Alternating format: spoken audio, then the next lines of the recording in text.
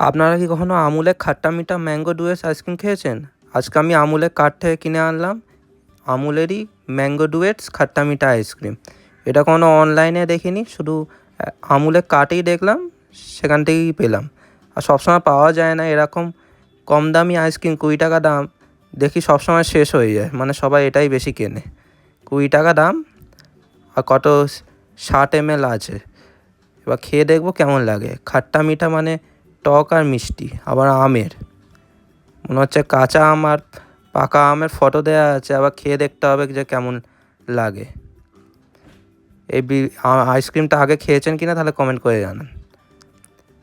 এটা খুলে দেখলাম, এরকম দেখতে অনেকটা সবুজ, আর ভেতরটা মনে হচ্ছে যেমন পাকা আমের রং হয় হলুদ, সেরকম লাগছে। খেয়ে দেখলাম, একটা কামড়েই বুঝতে পেরে গেলাম বাইরেটা হচ্ছে কাঁচা আম আর ভেতরটা হচ্ছে মিষ্টি আম। ভালোই লাগছে খেতে, টক আর মিষ্টির টেস্টটা খুবই ভালো লাগছে। আমি বললাম না, দেখে নিন, ভেতরটা হলুদ আর বাইরেটা পুরো কাঁচা আম। আপনারা কি কোনো এরকম খাট্টা মিঠা আইসক্রিম খেয়েছেন কি না আমুলে, তাহলে কমেন্ট করে জানান। আর ভিডিওটি ভালো লাগলে লাইক শেয়ার ও সাবস্ক্রাইব করে দেবেন। ধন্যবাদ।